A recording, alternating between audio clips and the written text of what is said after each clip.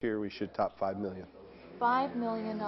In total. Business is booming for Paul Stanford. He's the founder of the Hemp and Cannabis Foundation, which has medical marijuana clinics in 9 states, including Oregon and Washington. He does not run the clinic I visited. This is our record room, and it's where we store 110,000 medical files. He acknowledges there is corruption with medical marijuana, but at every level, including the disproportionate number of patients claiming severe pain as their ailment. Well, I think there might be some people who are using it just to get medical marijuana, but I think, especially in our clinics, that the patients actually do have these conditions. Here, it's never really explained whether Stanford is claiming $5 million in gross revenues from his one Portland clinic, but I believe he's referring to his overall business, which refers to 15 clinics in 9 states.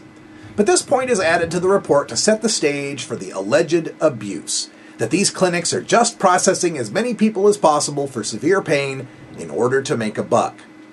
However, the Oregon system is not the California system, where a doctor can recommend for any condition he or she feels marijuana can help. Those 110,000 medical records in Stanford's office show how difficult it would be to feign a condition to get a card. The person would have to visit a doctor for examination at least twice in the past 3 years. Then the person would have to take those records to the clinic for an appointment. These 3 appointments could cost up to $600 in total, and then the person would have to pay another $100 to the state to register with the program. Medical records for each patient are reviewed before they can even see the doctor, and this stack consists of people who didn't make the cut. Still, Stanford's Southeast Portland location features Dr. Sandra Camacho, who authorized 8,760 medical marijuana cards just in the past year, far and above any other doctor in the state. We try to provide that door to allow them to be able to use it without any legal issues. Much is made over Dr. Camacho Otero's authorization of over 8,000 medical marijuana recommendations, as if to imply she's somehow unprofessional, or worse, aiding and abetting fraud. The fact is that there are over 13,000 doctors and osteopaths in Oregon, yet only 3,000 or so have made recommendations for medical marijuana in the 12 years the program has been in existence. Ms. Song fails to mention that most primary care doctors in Oregon can't recommend medical marijuana because they are forbidden by their HMO, their VA ties, their federal contracts at their hospital, the insurance restrictions at their clinic, and plain old orders not to do so from their bosses who just don't like medical marijuana. Ms. Song also fails to mention the doctors who won't recommend medical marijuana due to the increased scrutiny they receive from the state's Medical Review Board, a group that is vocally anti-medical marijuana, or for the fear of being called out on the evening news as some sort of Dr. Feelgood. Dr. Camacho Otero should be applauded for her courage in recommending medical marijuana to so many patients who have found pain relief where others would deny them. Over year after year after year, cannabis is by far the #1 controlled substance that comes back through toxicology. Now Ms. Song goes to this police officer for comment on the story, because if you're going to do a story about medicine and doctors and patients, you want a cop's opinion. Sarcasm aside, the point here is to underscore the abuse angle by frightening viewers with the fear of stoned drivers causing accidents on the freeways. It is no surprise that marijuana shows up frequently on toxicology reports following an accident, because of 2 very simple reasons. Number 1, 357,000 Oregonians, or 1 out of 8 adult Oregonians, will use marijuana sometime this year. And 2, while most drugs and alcohol eliminate from the body fairly quickly, cannabis metabolites are detectable anywhere from a week to 3 months after smoking marijuana. Detecting a cannabis metabolite on a toxicology screen only proves the driver has used marijuana within a week or longer, not that he or she was impaired by marijuana at the time of the accident. The officer's statement here only proves that lots of Oregonians enjoy marijuana. Sergeant Michael Ely is a drug recognition expert with the Oregon State Police.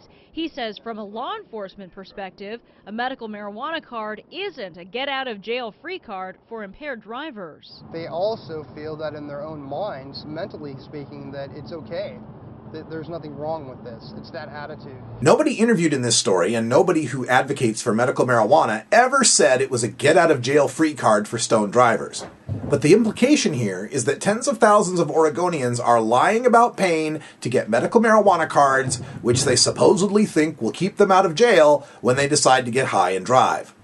This is a common feeling among our opponents, who in one legislative session actually supported a bill to deprive medical marijuana patients of their driver's licenses, not for cause, but simply for having a card. Another bill, also defeated, sought to force Oregonians to seek their employer's permission to get a medical marijuana card, citing the potential for workplace accidents. But the facts present a different story. Since 1998, the year Oregon enacted medical marijuana, workplace accident rates and workplace fatalities have reached the lowest levels ever recorded. Oregon's DUI rates have also dropped. And just this year, a double-blind, placebo-controlled study showed that marijuana users drove no worse 20 minutes after smoking a joint than before when they were sober.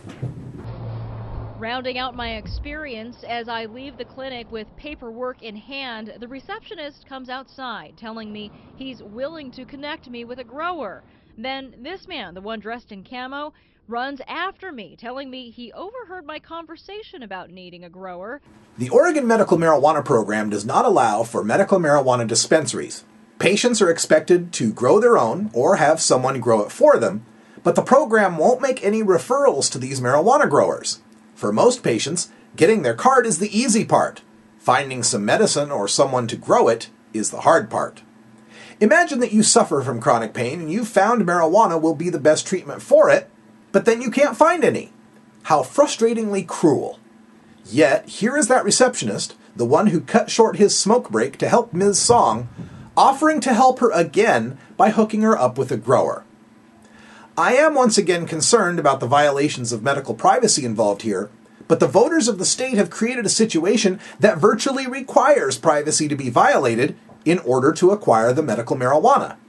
If anything, this is an indictment of a program that failed to include any sort of dispensary system to help patients get their medical marijuana, and without it, patients are subject to relying on any old grower who might approach them without any sort of review, inspection, or assistance from the state. He hands me this sample of his product so that I can, quote, start smoking weed today, and offers to provide me up to 3 pounds of pot a year. 3 pounds. I tell him we'll be in touch. I'm on your side investigator Anna Song, reporting for KATU News. What Ms. Song and this grower just did is illegal.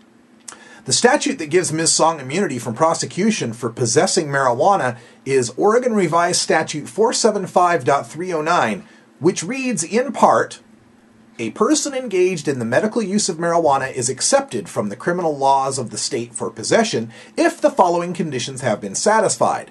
The person holds a registry identification card or has applied for a registry identification card pursuant to subsection 9.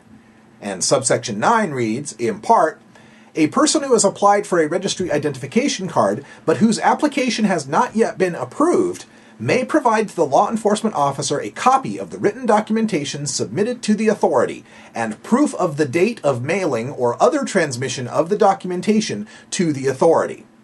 That authority would be the medical marijuana program at the Department of Human Services, and until Ms. Song delivered that paperwork, either by certified mail or in person, she is not protected by the Oregon Medical Marijuana Act.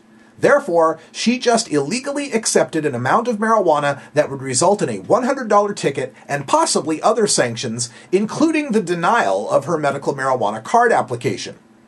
Finally, while 3 pounds of marijuana a year sounds extreme, understand that marijuana is usually harvested quarterly if grown indoors and annually when grown outdoors.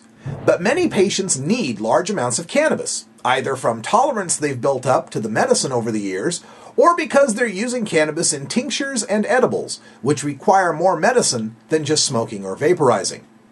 Anna Song and KATU News want you to believe that people are fraudulently obtaining medical marijuana cards they don't need, and that this abuse of the system will result in highway fatalities. But what they've shown you here is that if you've had 3 car wrecks and suffer from scoliosis, we have a well-regulated system that will verify that and protect you from prosecution should you decide to use the safest painkiller available in the state. I'm Radical Russ Belville for Normal Show Live, and until next time, Take care of each other, tokers.